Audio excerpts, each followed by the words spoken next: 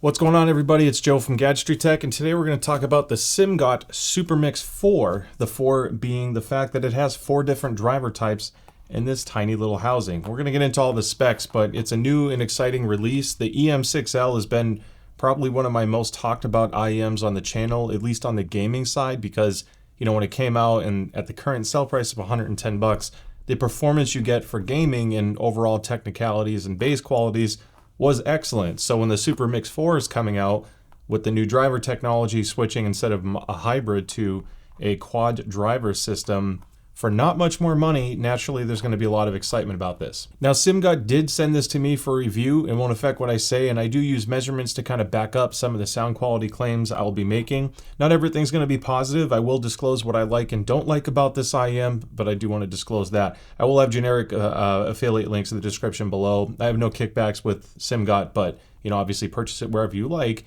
and hopefully you found this video helpful in making your decision. So, the SuperMix 4, what makes it exciting? For one, it's the price. It's being touted as an upgrade over the IEM6L, but it's not much more than the IEM6L. This one's only $150, and when you consider that it's going to a quad driver system instead of a hybrid, as long as it's executed well, chances are this should be a better IEM.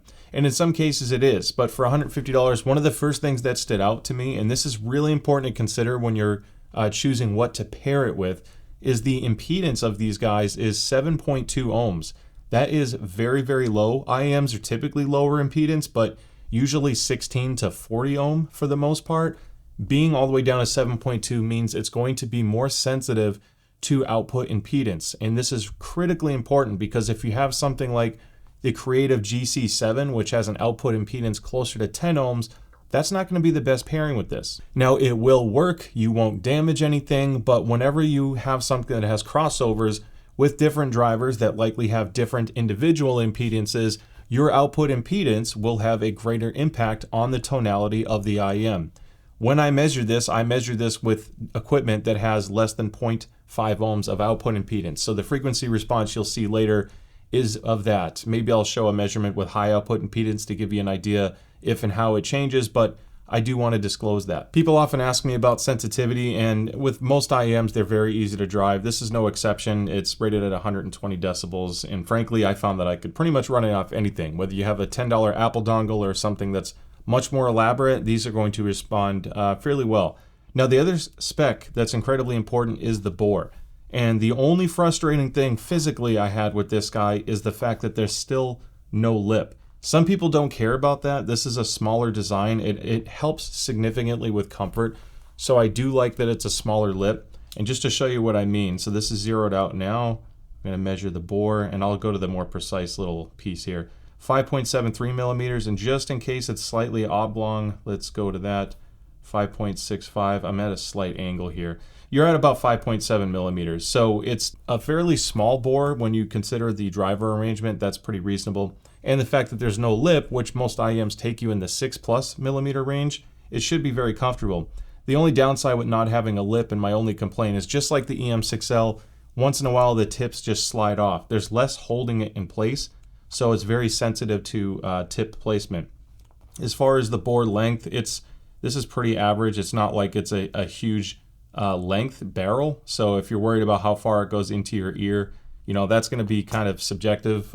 Your ear shape is going to play a big difference on comfort, so I don't want to say anything in terms of absolute. I do like this shape though, and this little scalloped piece here that kind of sticks out. That does help it maintain a more stable fit in my ear. A lot of times when you get like a flat face IEM, they tend to move a little bit.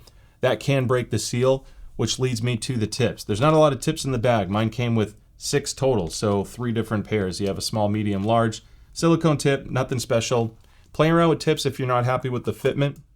Depending on the opening of the tip or the size of it, it can change upper frequency response as well. But the most important thing with a tip is making sure that you have a perfect seal, because you don't want all that bass to be rolled off. If the seal is broken or if they're a little bit loose, or if you go too large of a tip and it crinkles, you lose a lot of that sub bass extension, and that's something the SuperMix has a lot of. Normally I don't dwell too much on the cables, but they're getting more and more important nowadays because competitors are stepping up. This is an awesome cable. Simgot cables on the higher end stuff, they tend to be really nice. The only Simgot cable I wasn't a big fan of is their $20 EW100.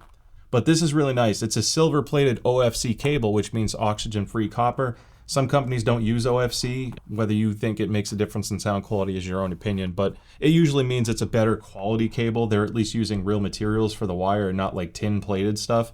So I like the cable. I like the length. I like the memory effect on what hooks on your ear. It's just the right thickness for me and stiffness. So I find them very comfortable to wear. So let's talk about sound quality from an objective standpoint first, which takes my opinion out of it, and it shows you how my rig measures it. I'm using an IEC 711 coupler clone straight to the coupler with an XLR interface. So if you are comparing measurements, just compare it to other measurements on my database. Other coupler clones, there may be a slight variance there, or if they're using a totally different method, the measurements don't translate. But this does help you kind of compare against IEMs I have measured. So taking a look at the measurements, it's quite nice. Now, when you compare it to the Harman 2019 curve, it's pretty well in line. The glaring thing here, which this can change significantly. This is how my coupler hears the upper treble, but just focusing on like 10,000 hertz and up, you're gonna see some extension there. Where these peaks hit your ear is going to depend on your ear canal shape. How deep your ear canal is, the size of it, how they're positioned. That greatly affects upper treble and where the peaks are, because you're dealing with resonances of the human anatomy, like your ear will resonate differently. I'll translate some of this. So obviously you have really good sub bass extension. It's filled in all the way down to 20 hertz and then some. So if you're craving deep bass, these do a significantly good job there. And it does carry a little bit into the mid bass and upper bass area where it transition into mids. You can see like in the 80 to 150 hertz, it's just above Harman. Now, I think there's been some studies that say the 711 couplers kind of overestimate bass response, and we typically hear a little bit less than what the measurement suggests. I'm not trying to confuse you, but this isn't like gobs and gobs of bass, but it's still very, very nice bass. It's very full. I'll use my subjective word soup afterwards. The upper frequencies, so when you look at like 1000 hertz to 2000, just a touch forward, again on my coupler clone, it's not too much deviating from that. This is very much a Harman tuned IEM. Now you have more filled in area in like the 4,000 to 6,000 hertz area, which is like kind of like your pinna region. Depending on how you're sensitive to these frequencies, it can come across as a little bit too forward and detailed, and to some people it's going to sound just right. A lot of times you'll see a little bit of a scoop here, so it just depends on the product you're shopping. And then again, going all the way back to the tweeter arrangement, you have a lot of upper treble extension. Now, this 4-driver system uses a dynamic driver for the bass. Then you have BAs for the mids, balanced armature. You have a planar driver for some of the upper frequencies, getting into your low treble. Then it uses a piezoelectric driver for your super high frequencies, which is a science explanation in itself.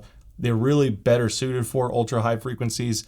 And in this case, that's where you're getting all that extension. And when you have a lot of upper frequency extension, it's going to react very differently to different people. I don't like too much upper treble, but if you have some hearing damage or loss, or you just prefer a very bright sound signature, having that extension is nice because it can create more of a sense of space and openness. A lot of IEMs tend to sound closed off and claustrophobic, if you will, and the SuperMix doesn't really do that, thanks in part to that driver arrangement. Now, the other thing I want to point out is it does hide the crossover points rather well. So it's a little bit difficult to hear where the bass is transitioning to the BA, where the BA is transitioning to the planar.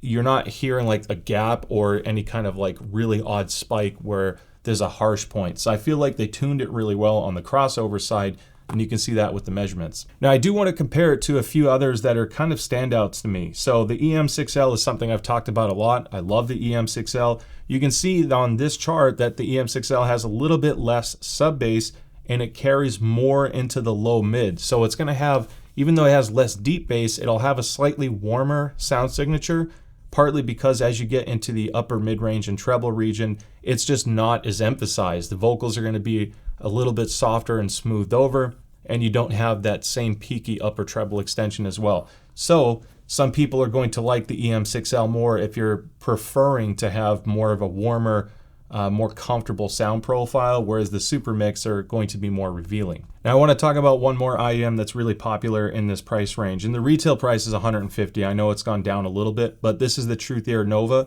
The Nova has almost the same sub bass extension, but because of the way it's tuned elsewhere, not being as forward, as the SuperMix, it will come across as a little bit more bassy. To me, the Nova, when you wear it, has deeper bass extension. It seems to just dig a little bit deeper. So if you're chasing the strongest sub bass you can get, whether it's hip hop, trap music, that type of thing, the Truth Air Nova is still going to give you that. I'll talk about them more subjectively, but from a measurement side, you can see a lot of these are fairly similar, with the EM6L, again, being a little bit warmer, comfier sound. These are incredible at $150. So I'm going to start with some of the things I absolutely love about them. One is the technicalities and detail retrieval is exceptional. It's not just the fact that it has strong treble and upper treble, which a lot of people perceive as detail, but when you have more nuanced and quiet moments, something like the SuperMix 4 is definitely class leading in this area. It rivals much more expensive IEMs in terms of technicalities and macro dynamics. Now, if you don't know what that means, it's okay. Basically, when you have another IEM that may not be as resolving, you know, the background, like fingers sliding on the string of an instrument or the pedal creaking in a piano, some of those sounds are more subtle, and if you have a poorly resolving audio product, you may not hear those as much. It's almost like there's just a little piece of fabric between the driver and your ear. Higher quality IEMs, the reason why I have some of these more expensive ones here that I'll talk about, tend to be more resolving. It's not so much that their sound signature is always better. In fact, some very inexpensive IEMs have better sound signatures than much more expensive IEMs.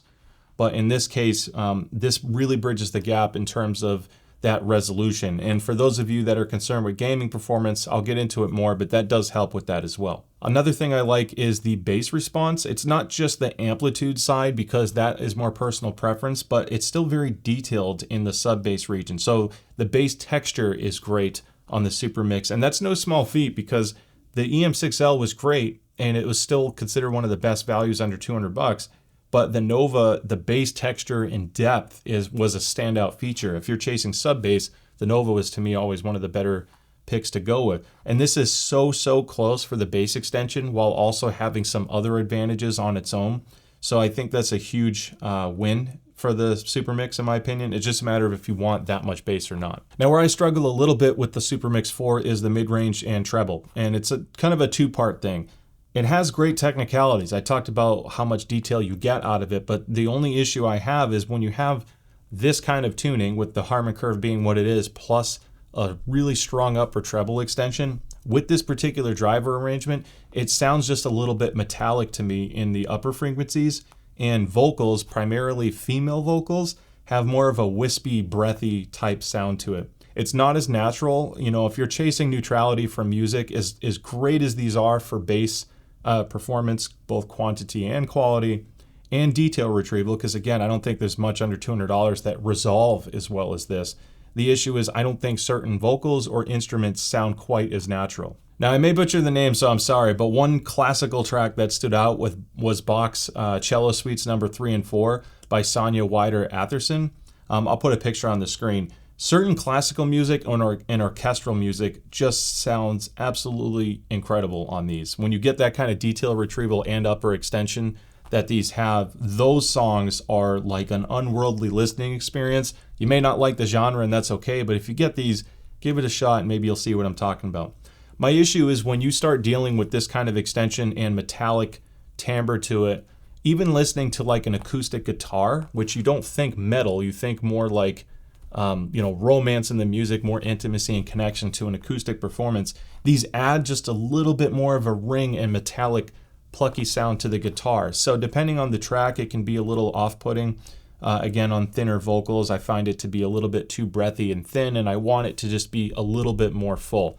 It's one of those things where you can fix some of this with EQ, and then for under $200, you're getting something that's kind of like the king of detail with the bass performance, and it's much easier to reduce some bass than try to add it when it comes to audio products. It means you're not working the driver as hard, so you're almost better off having to do reductive EQ than additive EQ, and that's a huge advantage of the SuperMix. There's no real area that I feel like I have to add. I would just reduce it, and the byproduct of that is you're going to fill in the mids a little bit more just by tampering the upper frequencies and maybe the bass, but maybe just start with the treble. On the note of gaming, this is where these things shine, and it's not perfect. So that metallic upper treble issue I was talking about, it really depends on the game you're playing.